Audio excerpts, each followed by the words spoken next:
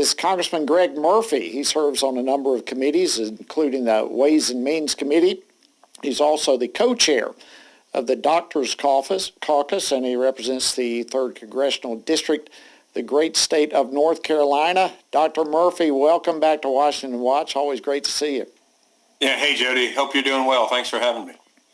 I'm doing well. Thank you. All right, let's start off with what's happening over in the Senate side of things. Of course, we have Senate Democrats who are introducing a bill, I think they did it yesterday, to try to temporarily extend for 3 years the Obamacare subsidies that, of course, are set to expire at the end of this year. But as I understand it, Congressman, this would create somewhere between a $300 billion and $500 billion deficit. I mean, this is a huge price tag with what they're trying to do. So what's your thoughts on the attempts by the Senate Democrats right now, what they're proposing? Jody, those won't go anywhere. House Republicans won't go for this. A clean extension of cost, as you point out, it'd be $400 billion. I think our viewers really need to understand that this was a ticking time bomb set forth by Obamacare, back in 2014 when it was started to be enacted. And then with the American Rescue Plan, the Inflation Reduction Act, which had nothing to do with inflation, just put Band-Aids on a dying and decrepit and bloated failing system.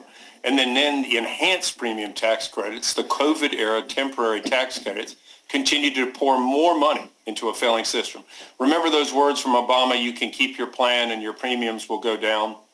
Absolute lies to the American people. So we've kept subsidizing during this entire time the health insurance industry, which is where the rise in the premiums is primarily coming from.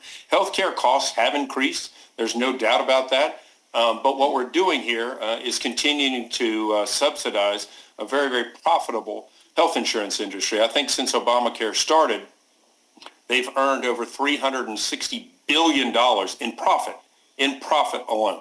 So as far as what the Senate Democrats are going to do, that's not going to go anywhere. Republicans won't vote for that. What we need to do is a scaled down response, one that's going to be tapered out, a lot of with other reforms that actually lower the cost of health care. Well, that's certainly encouraging to hear. And of course, on the other side, where you serve there in the House, Speaker Johnson told reporters yesterday that House Republicans are close, at least, to wrapping up their own health care bill. What are you hoping for there, and what can you tell us about it? Yeah, so we had a great meeting yesterday with the Speaker and Majority Leader yesterday with Doctors Caucus. We met for over an hour and discussed things.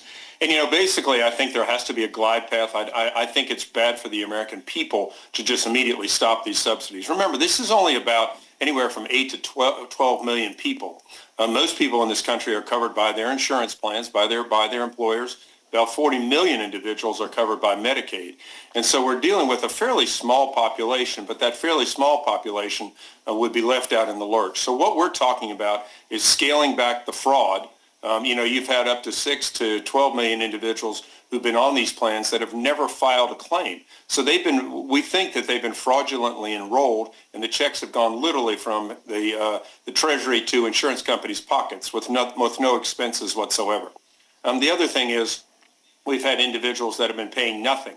We need individuals to pay something to register in with the system, be it $5 a month, 2% of their income, to pay something. They're not on Medicaid, to pay something to be in this. The other part of this is the other extreme with this. We have individuals in some places in this country earning $500,000, $600,000 that are getting subsidies from the government. Those need to go away. So scaling this back maybe to about 650% of the federal poverty level and then tapering it off where they go away completely, I think is on the plan.